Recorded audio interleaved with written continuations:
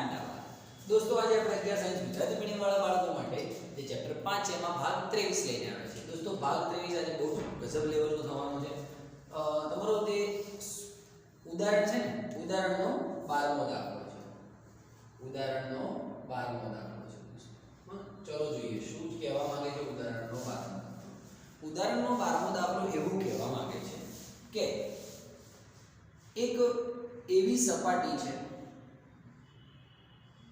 એક એવી સપાટી છે જે દબાઈ શકે એવી છે. એકદમ ઘટ્ટ સપાટી નથી, ટૂંકમાં કે દબાઈ જાય એવી સપાટી છે, સ્પંજ જેવી સપાટી છે. એની ઉપર હું 2 કિલો દળ ધરાવતો એક પદાર્થ મૂકું છું. 2 કિલો દળ ધરાવતો એક પદાર્થ મૂકું છું, હે ને? તો એ પદાર્થ પર કેટલા બળો કામ કરવાનું શરૂ કરી દેશે? ચલો કહો, કેટલા બળો લાગવાનું શરૂ કરી દેશે? તો પહેલું દોસ્તો, પહેલું ભાઈ 2 કિલોનો પદાર્થ છે, દબાઈ શકે એવી સપાટી છે, છતાં બી પદાર્થ નીચે નથી જતો, હો ને? 2 કિલોનો પદાર્થ છે, તો આની ઉપર કેટલા બળ લાગે દોસ્તો? તો પદાર્થ પર કેટલા બળ લાગે? તો એક તો પૃથ્વીનું ગુરુત્વાકર્ષણ બળ અને એક આ સપાટીના કારણે પદાર્થ પર લંબ બળ. બરાબર છે? જો સીન કેવો છે હું તમને સમજાવું છું. આ છે સપાટી, જો આ સ્પંજ જેવી સપાટી છે, દબાઈ જાય એવી સપાટી છે, દેખાઈ રહ્યું છે બાળકોને, હે ને? આ જો દબાઈ છે સપાટી, પણ હું 2 કિલો દળ ધરાવતો પદાર્થ મૂકું. ધારો કે આ મૂક્યો છે, 2 કિલો દળ ધરાવતો પદાર્થ મૂક્યો છે, તો જો સપાટી દબાતી નથી. એનો મતલબ કે આ જે ઉપર પદાર્થ મૂક્યો છે નીચે તરફ ગતિ કરતો નથી. સિમ્પલ. એટલે કે પદાર્થ સ્થિર છે.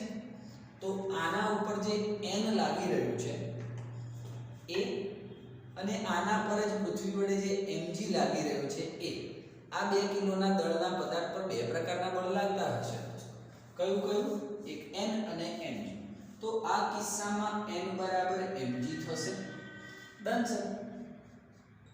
m છે 2 કિલો, g લઈ લો સરળતા માટે 10, એટલે 20 ન્યૂટન. અચ્છા, અમુક રેફરન્સ બુકમાં n ની જગ્યાએ r લીધો છે, કોઈ વાંધો નહીં. નોર્મલ રિએક્શન ફોર્સ r લો, n લો, કોઈ ઇશ્યુ નથી, ચાલશે.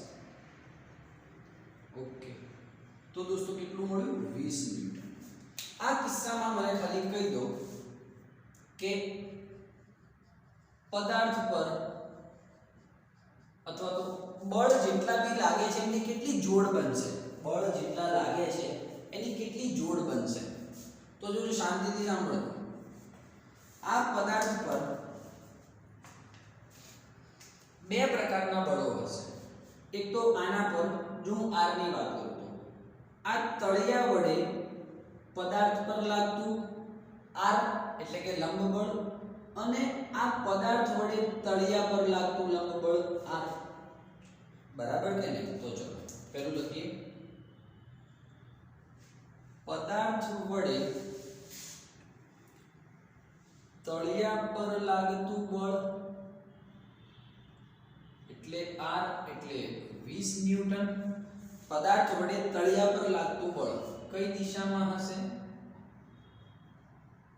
અધો દિશામાં. એ શેનું કામ કરશે? ધારો કે ક્રિયાબળનું કામ કરે, એક્શનનું કામ કરે. તો સામે તળિયું પણ ચૂપ નહીં બેસે. તળિયું પણ એટલે આ જે સપાટી છે એ પણ ઉપર તરફ. તો તળિયા વડે પદાર્થ પર લાગતું બળ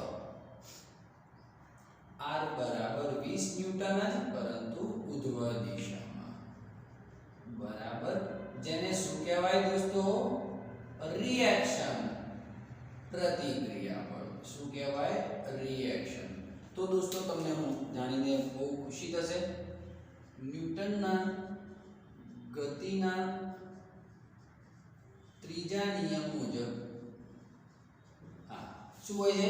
ક્રિયાબળ અને પ્રતિક્રિયાબળ બંને સમાન પરંતુ વિરુદ્ધ દિશામાં હોય છે. જો તો 20 ન્યૂટન નીચે, 20 ન્યૂટન ઉપર, પરંતુ એક પ્લસ હોય એક માઈનસ હોય. પ્લસ માઈનસ એટલે કે એક નીચે હોય એક ઉપર હોય છે. તો એક બળની જોડ આ બની રહી છે. બીજી દોસ્તો બળની જોડ બનાવવા માંગુ તો બોલો બીજું કયું બળ કામ કરી રહ્યું છે? Sir mg. જો આ પદાર્થ પર પૃથ્વી mg નીચે તરફ ખેંચતી હોય, પૃથ્વી mg થી નીચે તરફ ખેંચતી હોય, તો આ પદાર્થ પર ટ્રાય કરશે પૃથ્વીને ઉપર તરફ ખેંચવાનો. પૃથ્વી વડે જો પદાર્થ પર mg લાગતું હશે શું છે જ હે ને, તો દોસ્તો ઓબ્વિયસલી એ પદાર્થ પણ પૃથ્વીને mg બળથી ઉપર ખેંચવાનો ટ્રાય કરશે. પદાર્થ બહુ નાનો, પૃથ્વીની ઓકાત બહુ વધારે, એટલે પેલું mg દેખાતું નથી અને કે પૃથ્વી ખેંચાઈને ઉપર થોડી આવી જાય દોસ્તો, પદાર્થ ખેંચાઈને નીચે જાય છે. ખ્યાલ આવ્યો કે નહીં? તો જો પદાર્થ પર પૃથ્વી વડે લાગતું બળ mg કઈ દિશામાં? અધો દિશામાં. એને કહેવાય ક્રિયાબળ. પૃથ્વીએ બળ લગાડ્યું તો પછી પદાર્થ પણ પૃથ્વી પર બળ લગાડશે mg, અને એને ઉપર ખેંચવાનો ટ્રાય કરશે, પૃથ્વીને ઉપર ખેંચવાનો ટ્રાય કરશે પદાર્થ, પણ તાકાત તારની વસ્તુ છે, તો આને કહેવાય પ્રતિક્રિયા બળ, રિએક્શન. ડન. તો પહેલો કિસ્સો છે આ કેસ 1 છે. કેસ 1 માં આ ચર્ચા થઈ. બોલો કોઈને કઈ ઇશ્યુ કહેવાનું છે કે નહીં નથી? હવે કેસ 2 માં શું કહે છે ધ્યાનથી સાંભળજો. હવે કેમેરાને થોડુંક કેમેરાને વ્યવસ્થિત કરવું પડશે. ઓકે ડન છે. હા ચલો દોસ્તો, સર નીચે કેમ બેસી ગયા સમજાવવા માટે. હવે હમણાં શું વાત થઈ આપણી? આ સ્મૂથ સપાટી છે, જો દબાઈ જાય એવી સપાટી છે, પણ 2 કિલો દળ મૂકું છું ત્યારે દબાતી નથી સપાટી. એનો મતલબ કે આનું જે n છે ને mg છે ઇક્વલ છે, ને આ બધી ચર્ચાઓ મેં કરી. બીજો કેસ છે. બીજા કેસમાં શું કીધું છે ખબર છે? આ 2 કિલો દળનો જે પદાર્થ છે એના ઉપર એક 25 કિલો દળ ધરાવતો એક નળાકાર મૂકી દઉં છું આની ઉપર. ધ્યાનથી સાંભળજે. 25 કઈ મળ્યું નહીં સર તમને? 25 કિલો દળ ધરાવતો પદાર્થ મૂકું છું ઉપર, તો જુઓ દોસ્તો શું થાય છે? સપાટી નીચે તરફ દબાય છે. જોઈ શકો છો તમે? જોઈ શકો છો? વધારે પાણી ઊંચકવું ના પડે યાર. બહુ ફૂલ પાણી ભરી દઈશ ને દોસ્તો તો શું થશે? આમ થવા માંડશે. ખબર પડે છે? તો આ 25 અને આ 2 27 કિલો ક્યાં જઈ રહ્યું છે? નીચે તરફ ગતિ કરે છે દોસ્તો, નીચે તરફ ગતિ કરે છે. નહીં ખબર પડી દોસ્તો? સમજે, ઇમેજિનેશન કરજે. ચાલ ફરીથી. 2 કિલો હતું ત્યારે તો સપાટી દબાતી નથી, સ્મૂથ છે, તો બી જેવું ઉપર 25 કિલો મૂક્યું, એ સપાટી દબાવવાની ચાલુ થઈ. એનો મતલબ કે આ 25 ને વત્તા 2 27 કિલો દળ ક્યાં ગતિ કરવા માંડ્યું? નીચે તરફ ગતિ કરવા માંડ્યું. ક્લિયર થઈ રહ્યું છે દોસ્તો? ક્લિયર થઈ રહ્યું છે? ઓકે ડન છે કે નહીં? મસ્ત આગળ જગ લઈને આવી ગયો નહીં? ચલાઈ ગયા. તો દોસ્તો આ જ્યારે 25 કિલો દળ ધરાવતું નળાકાર ઉપર મૂકું છું આ 2 કિલો ઉપર, તો શું થાય છે દોસ્તો? બંને જણા નીચે તરફ ગતિ કરવા માંડે છે. દોસ્તો નીચે તરફ ગતિ થાય છે પહેલા. ઓહો ગજબ ગજબ ગજબ. તો ફાઇનલી હું આ 25 અને 2 કિલો છે ને એની એક FBD બનાવી દઉં છું. ધ્યાનથી સાંભળજો. તો આજે 25 પ્લસ 2 એટલે 27 કિલોની હું FBD બનાવી દઉં છું. તો 27 કિલો દળ ધરાવતા પદાર્થ ઉપર નીચે તરફ કેટલું લાગશે? 27 g દળ ગુણ્યા g, હે ને? હા. તારે એ રીતે ના કરવું હોય તો આ રીતે બી તને છૂટછાટ છે. આને કેપિટલ M લે, આને સ્મોલ m લે. Capital M plus small m total દળ ગુણ્યા g. વાત તો એ જ થઈ ને દોસ્ત. 25 વત્તા 2 એટલે 27 g. મેં FBD બનાવી દીધી છે. ઉપર તરફ તમે જોઈ શકો છો દોસ્તો, આ વખતે નોર્મલ રિએક્શન ફોર્સ કઈક અલગ હશે. r નો r થોડી હશે. હા, આ વખતે r ડેશ ધારી લઉં છું. બરાબર? એટલે 27 કિલો છે. તો 27 કિલો ઉપર r ડેશ લાગે છે. તો આ FBD બની દોસ્તો. બોલો તમે હા કે ના પાડો તો આગળ વધો. નહીં પડી શકે ભાઈ. 25 મૂક્યો એની ઉપર 2 ઉપર, તો બંને દિન 27 થઈ ગયું. આખું તંત્ર થઈ ગયું 27 નું. એ 27 ની FBD બને છે 27 કિલોની. 27 કિલો પર નીચે તરફ 27 g લાગશે. એટલે ઉપર તરફ normal reaction force r dash લાગશે. ડન. બંને પર અલગ અલગ રિએક્શન ફોર્સ ન દર્શાવી અને આખું એક તંત્ર ધારી લીધું મેં, હે ને, અને એની ઉપર જ r ડેશ નામ આપી દીધું લંબ બળને. ક્લિયર છે? ઓકે. સંપર્ક બળને જે બી હોય. ઓકે. હવે દોસ્તો જે બી હોય તામઝામ, પદાર્થ અલ્ટિમેટલી જાય છે ક્યાં? આ તંત્ર જાય છે ક્યાં? નીચે તરફ પ્રવેગિત થાય છે. વાત થઈને આપણે હમણાં કીધું તો બરાબર, નીચે તરફ પ્રવેગિત થાય છે. તો F net કેટલું? F net is equals to 27g minus r dash. હે ને? અચ્છા, 27g એટલે 10 એટલે 270 minus r dash. F net એટલે ma. કયું m? કયું m ભઈલા? કયું m? બંને m એટલે કે 27a is equals to 270 minus r dash. શાંતિથી ધ્યાનથી જોજો. હો બેટા, શાંતિથી, કોઈ ઉતાવળ નથી. આપણે તારો ઉતાવળ હતો કે અમને? ચલો, ઓકે, ઠીક છે, ડન છે. અહીંયા તું લખી શકે સામે 270 27 ગુણ્યા 10. ઓકે. હું કહું છું કે 0.1 મીટર પર સેકન્ડ સ્ક્વેર ના પ્રવેગથી પ્રવેગિત થાય છે. તો બસ સિમ્પલ થઈ ગયું sir. 27 into 0.1 270 minus r dash.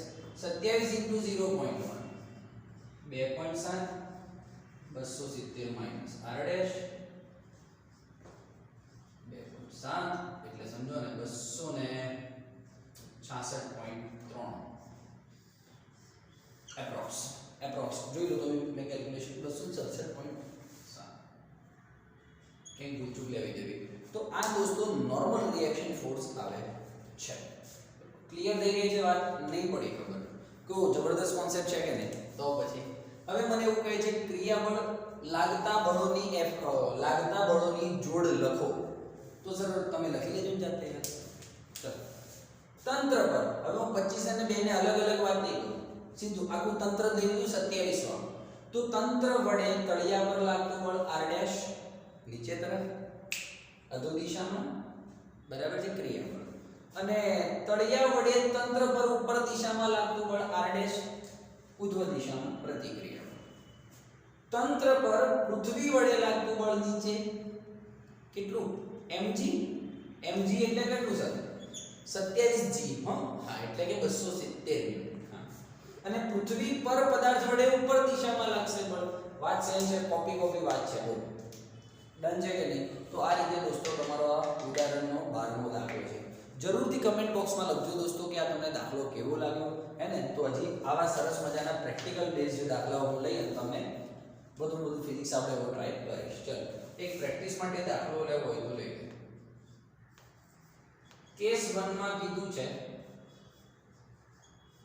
5 kilo દળનો પદાર્થ મૂક્યો છે. કેસ 2 માં એવું કીધું છે 20 કિલો દળનો ઉપર પદાર્થ મૂકું તો આખું તંત્ર 0.2 મીટર પ્રતિ સેકન્ડ સ્ક્વેરના પ્રવેગથી પ્રવેગિત થાય છે. તો r ડેશ શોધો અને આમાં r શોધો. બસ આટલું. અને ક્રિયાબળ પ્રતિક્રિયાબળની જોડ તમારે આ રીતે લખી દેવાની છે. તો ક્લિયર છે કેમનું રહ્યું? તો બસ કમેન્ટ બોક્સમાં લખો કેવો રહ્યો દાખલો, ચકચકાટ લેવલનો. Thank you very much.